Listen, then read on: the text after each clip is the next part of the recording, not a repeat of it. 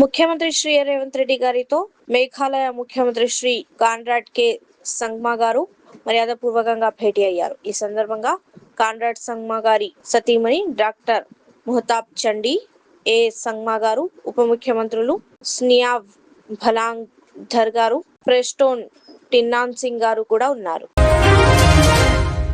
తుంగభద్ర నుంచి తెలంగాణకు రావాల్సిన 15.9 టీఎంసీల నికర జిల్లాలో ప్రస్తుతం 5 నుంచి 6 టీఎంసీలే అందుతున్నాయని ముఖ్యమంత్రి రేవంత్ రెడ్డి ఆందోళన వ్యక్తం చేశారు. తెలంగాణ వాటర్ జలాల నియోజకం ఆర్టీఎస్ కు నీటి సరఫరా తుంగభద్ర బోర్డు బలోపేతానికి కేంద్రం జోక్యం చేసుకోవాలని కోరారు. జలసౌధలో జరిగిన ఉన్నత స్థాయి సమీక్షలో ఆర్డీఎస్ ఆధునికీకరణ పనులు, పుడికతీత తుంగభద్ర ఎత్తిపోతల పథకం, మల్లమ్మకుంట రిజర్వాయర్ సామర్థ్యం పెంపు అంశాలపై అధికారులకు సీఎం ఆదేశాలు జారీ చేశారు. బస్సులో ప్రయాణించిన సీఎం విజయ్. తమిళనాడు ప్రభుత్వం కొత్తగా కొనుగోలు చేసిన 300 డీజిల్ సిఎన్జి బస్సులను చెన్నై సచివాలయంలో సీఎం విజయ్ జెండా ఊపి ప్రారంభించారు. రాష్ట్ర రవాణా సంస్థల ఆధునికీకరణ, ప్రజా రవాణా బలోపేతంలో భాగంగా ఈ వాహనాలను చేర్చారు. సుదూర సర్వీసులు ఎస్సీటీసీ మినహా మిగిలిన 7 ప్రభుత్వ రవాణా విభాగాలకు వీటిని కేటాయించారు. అనంతరం విజయ్ స్వయంగా బస్సులో ప్రయాణించారు. అంబర్పేటలో తెలంగాణ రక్షణ సేన జెండా ఎగురవేసిన పార్టీ చీఫ్ కల్వకుంట్ల కవిత. అంతకుముందు డాక్టర్ బిఆర్ అంబేద్కర్ విగ్రహానికి పూలమాల వేసి నివాళులు అర్పించిన టీఆర్ఎస్ అధ్యక్షులు కవిత.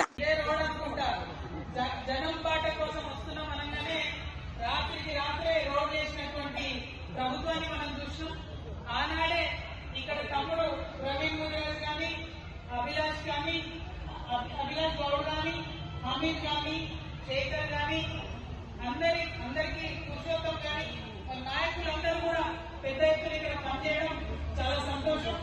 ప్రభుత్వం కానీ సిస్టమ్ కానీ ఈ రోజు ఆలోచన చేస్తుంది, భయపడుతుందంటే అంబర్పేటలో ఉన్న ఈ యువశక్తి సోదరులు ప్రవీణ్ కానీ, అభిలాష్ కానీ, అమీర్ గారి వారి ఆధ్వర్యంలో జరుగుతున్న కార్యక్రమాలని చెప్పి నేను మనస్ఫూర్తిగా భావిస్తున్నాను. ఈ రోజు జెండా కార్యక్రమం కూడా చాలా అద్భుతంగా చేసినటువంటి తమ్ముళ్ళందరికీ కూడా ధన్యవాదాలు. మరి ఇక్కడికి వచ్చినటువంటి అక్క చెల్లెలందరికీ నేను ఒకటే మాట చెప్పాలనుకుంటున్నాను. ప్రత్యేకించి ఇప్పుడు ఉన్నటువంటి ప్రభుత్వాలు ఏవి కూడా మనకెవరికి ఉచితంగా విద్య కానీ వైద్యం కానీ ఇవ్వాలన్న ఆలోచన లేదు. जरूर इंशाल्लाह एक दिन ऐसा आएगा जब हमारी तेलंगाना रक्षण सेना आप सबकी दुआओं से हुकूमत में आएगी, और जिस दिन हम हुकूमत में आएंगे हम आपके बेटी होने के नाते, आपके बहन होने के नाते आपसे वादा करते हैं, आपके जेब में से 1 भी रुपया आपके बच्चे के स्कूल फीस के लिए नहीं जाएगा, चाहे वो प्राइवेट हो सरकारी हो, पूरा का पूरा एजुकेशन आपके लिए आपकी सरकार, आपकी बेटी, आपके बच्चों को पढ़ाएंगे। और सेम थिंग हेल्थ में भी, हॉस्पिटल में भी, प्राइवेट हॉस्पिटल में भी जाना है, जितनी भी बड़ी बीमारी होगी जरूर आपकी सरकार आपके लिए मैं खड़े होके फ्री में मुफ्त में इलाज करवाऊंगी. ఇవాళ 2 రోజులు ప్రధాన అంశాలు పేదవారికి ఇబ్బంది అయ్యే అంశాలు. పిల్లల్ని స్కూళ్ళలో చదివించుకోవాలంటే ఫీజు కట్టలేక తెచ్చుకోవాల్సిన పరిస్థితి.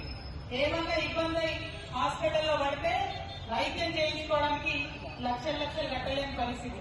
మరి చాలా ప్రభుత్వాలు వచ్చినాయి, చాలా మాటలు చెప్తున్నాయి, కానీ విద్యా వైద్యం మాత్రం ఎవరు ఉచితంగా ఇవ్వట్లేదు. నేను ఒక ఆడబిడ్డగా మీ ఇబ్బంది తెలిసినటువంటి బిడ్డగా మాట ఇస్తా ఉన్నా, ఖచ్చితంగా ఫ్యూచర్ లో మీ దయ ఉంటే తెలంగాణ రక్షణ సేన అధికారంలోకి వస్తుంది. మీ చెల్లెగా, మీ బిడ్డగా ఉచితంగా విద్య, ఉచితంగా వైద్యం, ప్రైవేట్ స్కూళ్లలో చదివే పిల్లలైనా, ప్రైవేట్ కాలేజీలో చదివే పిల్లలైనా, ప్రైవేట్ హాస్పిటల్స్ అయినా ఉచితంగా ఇవి 2 ఇవ్వాలనే ఆలోచనతో ఉన్నాం. మరి అలా హైదరాబాద్ లో జిహెచ్ఎంసీగా అనేక సమస్యలు ఉన్నాయి. రోడ్లు కావచ్చు, నీళ్లు కావచ్చు, గల్లీలలో మంచిగా వసతులు లేకపోవడం కావచ్చు, అన్నిటికన్నా ఎక్కువ పేదవాళ్ళకి ఇల్లు లేకపోవడం కావచ్చు. అందరూ వచ్చిన వాళ్ళు చెప్తున్నారు ఇల్లు ఇస్తామని, కానీ ఇల్లు మాత్రం వచ్చింది కనబడతలేదు. ఎవరికి వచ్చినాయంటే ఎమ్మెల్యే ఎన్నికలు తిరిగేటోళ్లకు 1 కాదు 2 ఇల్లు వస్తాయి. అంతేగాని మామూలుగా సాదాసీదా ఉన్న పేద ప్రజలకు ఇండ్లు వచ్చే పరిస్థితి లేదు. ఇండ్ల విషయంలో కూడా మీకు తెలిసి ఒక ఆడబిడ్డగా నాకెంత బాధ ఉంటుందో, ఆడవాళ్లకు సొంత ఇంట్లో లేకపోతే ఎంత రంది ఉంటుందో నాకు తెలుసు. నెల కిరాయి కట్టేటప్పుడల్లా గుంగుతుంటాం మనం, ఇదే మన సొంత ఇంటికి కట్టుకుంటే ఎంత బాగుంటుందని. అవునా కదా? ఆ బాధ తీరాలంటే ఖచ్చితంగా మీ ఆడబిడ్డగా నాకు అవకాశం ఇవ్వండి అని కూడా మిమ్మల్ని కోరుతున్నా. ఇవాళ ఇక్కడ ఈ జెండా ఎగిరినప్పుడే ఉట్టిగా ఎగిరలే, మన ఆడవాళ్ళ ఆత్మగౌరవం కోసం ఎగిరినటువంటి జెండా ఈ జెండా. ఆడవాళ్ళను అనగదొక్కుతా ఉంటే అట్లా కాదు, మేము కూడా రాజకీయం చేయగలుగుతాం, మేము కూడా ప్రజల కోసం పనిచేయాలనుకుంటున్నామని ఆత్మగౌరవ పతాకగా ఎగురుతున్న జెండా ఈ జెండా. మన సెంటిమెంట్ కలర్ పసుపు జెండా కాబట్టి ఈ పసుపు జెండాకు ఆడబిడ్డల ఆశీర్వాదం ఉండాలని కూడా మనస్ఫూర్తిగా నేను కోరుతున్నా. మరి ఇవాళ తెలంగాణ రక్షణ సేన మొత్తం 119 నియోజకవర్గాల్లో జెండా కార్యక్రమాలు చేసుకుంటుందంటే 2 బలాలు నాకు ఉన్నాయి. మా యువజన మిత్రులు ఆడపిల్లలైనా మగపిల్లలైనా యూత్ అంతా ఇవాళ తెలంగాణలో ఒక ఖచ్చితమైన మంచి బాధ్యత ఉన్న పార్టీ కావాలని కోరుకుంటున్నాను. ఇవాళ ఇక్కడ ఈ టీంలో కూడా చూస్తే యావరేజ్ ఏజ్ 30 ఏళ్ల కన్నా ఎక్కువ ఉండదు మా దగ్గర. మరి అటువంటి యువశక్తి ఉన్నటువంటి ఏకైక పార్టీ ఈ రాష్ట్రంలో టీఆర్ఎస్ పార్టీ.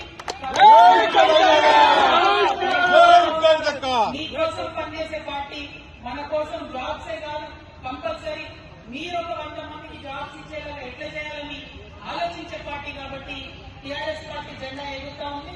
ఆ జెండా నిలబెట్టండి, ఆ జెండా అధికారంలోకి రావడానికి కృషి చేయండి.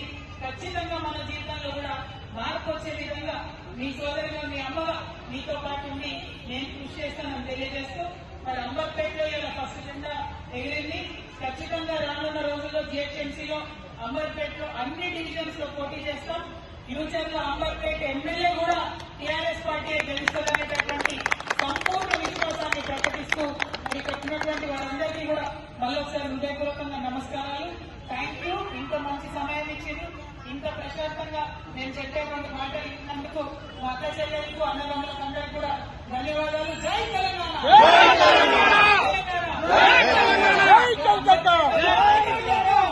అంబర్పేటలకు నాకు లొల్లైతుంది ఎందుకు తెలుసా?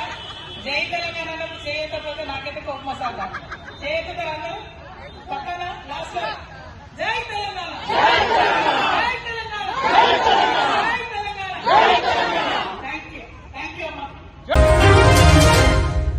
కర్ణాటక అక్రమ ప్రాజెక్టులు ఆపే శక్తి ఉంటేనే ఆ రాష్ట్రంలో అడుగు పెట్టండి. తెలంగాణను ఎడారి చేసే ప్రాజెక్టులపై హోస్పేట్ వేదికగా గొంతు విప్పండి. కర్ణాటకతో పాటు ఏపీ అక్రమ ప్రాజెక్టులను వ్యతిరేకించండి. సీఎం రేవంత్ రెడ్డి కర్ణాటక పర్యటనపై తెలంగాణ రక్షణ సేన చీఫ్ కల్వకుంట్ల కవిత. జై తెలంగాణ. తెలంగాణ ప్రజలందరికీ కూడా ఉద్యమాభివందనాలు. తెలంగాణ రాష్ట్రం వచ్చి 12 సంవత్సరాలైనా తుంగభద్ర నదిలో గాని కృష్ణా నదిలో గాని ఇప్పటి వరకు కూడా మనం సంపూర్ణంగా మన నీటిని వాడుకోలేకపోతా ఉన్నాం. వాస్తవానికి తుంగభద్ర నది మీద ఏదైతే ఆర్డీఎస్ ప్రాజెక్టు ఉంటుందో అది నడిగడ్డను బతికించాల్సినటువంటి ప్రాజెక్టు, ఉమ్మడి మహబూబ్నగర్ జిల్లాకు సహాయం చేయాల్సిన ప్రాజెక్టు, మనకు తెలంగాణకు 16 టీఎంసీలు ఇచ్చేటటువంటి ప్రాజెక్టు. కానీ ఆ 16 టీఎంసీలలో ఈ 12 ఏళ్లు కానీ అంతకుముందు చరిత్రలో ఎప్పుడు చూసుకున్నా కానీ తెలంగాణ రాష్ట్రంలో నడిగడ్డ ప్రాంతంలో కేవలం 6 టీఎంసీలు వాడుకున్నాం మనం. అంతకన్నా ఎప్పుడు కూడా 1 ఇంచు కూడా మనం వాటర్ ఎక్కువ వాడుకోలేదు, 1 చుక్క కూడా వాటర్ ఎక్కువ వాడుకోలేదు. మరి ఇటువంటి క్లిష్ట సమయంలో ఆర్డీఎస్ చుట్టుపక్కల ఉన్నటువంటి ప్రాజెక్టులను సంపూర్ణంగా బలోపేతం చేసి వాటిని విస్తరించి రిజర్వాయర్లు కట్టుకొని ఆ సంపూర్ణంగా 16 టీఎంసీలు మనం వాడుకోవాలి. అన్ఫార్చునేట్లీ ఆనాడు కేసీఆర్ గారి ప్రభుత్వం కానీ ఇప్పుడు రేవంత్ రెడ్డి గారి ప్రభుత్వం కానీ అటువంటి ప్రయత్నం చేయలేదు. దాంతో నడిగడ్డ ప్రజలకు ఇప్పటికి కూడా అన్యాయం జరుగుతుంది. మనకు 16 టీఎంసీలు ఆర్డీఎస్లు వస్తాయి, సుంకేష్లకు 16 టీఎంసీలు ఏపీలో వస్తాయి. ఆంధ్రప్రదేశ్ ఏమో ఆ 16 టీఎంసీలను 32 టీఎంసీలు చేసుకున్నది. బీభత్సంగా వాళ్ళు నీళ్లు వాడుకుంటా ఉన్నారు, మనం మాత్రం వాడుకోలేకపోతున్నాం. మరి మనం ఈ ఇన్ఫ్రాస్ట్రక్చర్ కట్టుకునే లోపల మన ఎగువ రాష్ట్రమైనటువంటి కర్ణాటక అక్కడ తుంగభద్ర మీద ఒక 3 ప్రాజెక్టులు కడుతున్నది. ఆర్డీఎస్ నెత్తి మీద కేవలం 100 మీటర్ల దూరంలో కురిడి కల్పగల్ అనేటటువంటి ఊర్ల దగ్గర 2 టీఎంసీలతో ఒక రిజర్వాయర్ కడుతున్నది. దానిపైన 15 కిలోమీటర్ల ముందు తుంగభద్ర మీద రోడ్ కమ్ బ్యారేజ్ ఒకటి అక్కడ 2.5 టీఎంసీతోని అక్కడ కడుతున్నది.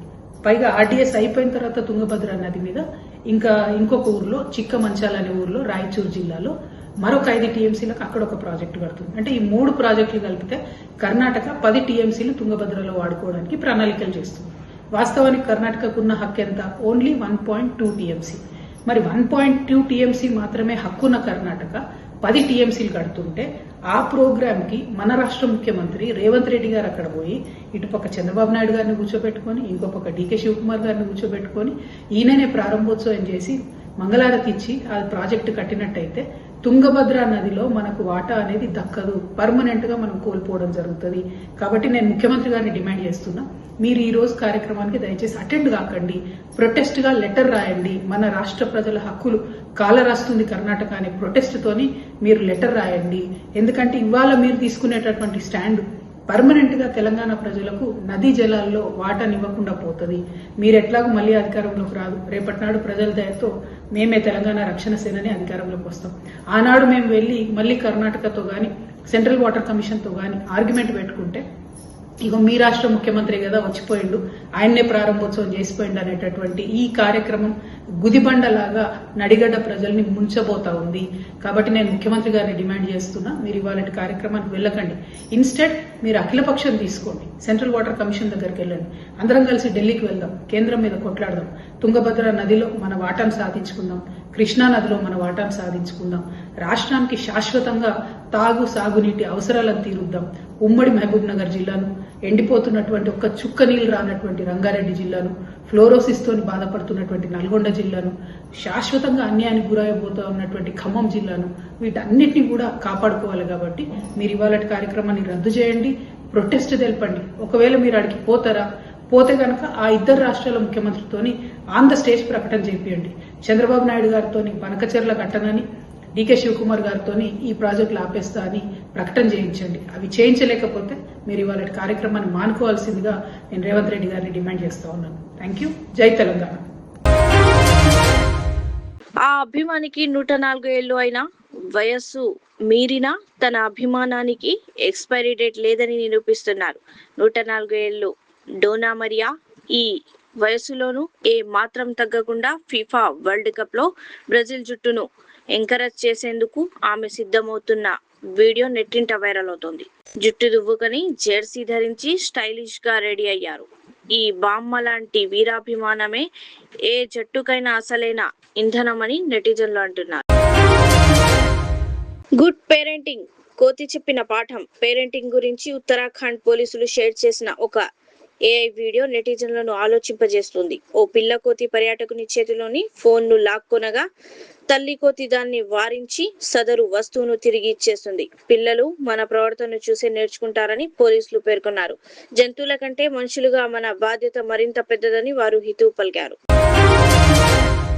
ఇంట్లో చిరుత గర్జనతో భయపెడుతోంది. తమిళనాడులోని ప్రముఖ పర్యాటక ప్రాంతం నీలగిరిలో ఓ చిరుత పులి అడవి నుంచి జనావాసంలోకి వచ్చింది. రాత్రి వేళ ఓ కుక్కను వెంటాడుతూ నేరుగా ఓ ఇంట్లోకి దూరి అక్కడి మంచం కింద నక్కింది. గమనించిన ఇంటి యజమాని సమయస్ఫూర్తితో గది తలుపులు లాక్ చేశాడు. లోపల చిక్కుకుపోయిన చిరుత ఆక్రోశంతో గర్జించిన వీడియో ప్రస్తుతం వైరల్ గా మారింది.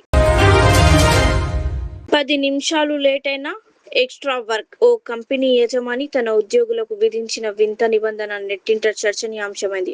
లంచ్ బ్రేక్ అరగంట దాటితే ఆలస్యమైన ప్రతి నిమిషానికి అదనంగా 1 గంట పాటు ఉచితంగా ఓవర్ టైం పనిచేయాలని నోటీస్ బోర్డులో పెట్టారు. దీంతో పొరపాటున 10 నిమిషాలు ఆలస్యమైతే రాత్రంతా పని చేయాలా, శాలరీ ఆలస్యమైతే అదనపు డబ్బులు ఇస్తారా అంటూ యజమాని తీరును ప్రశ్నిస్తున్నారు.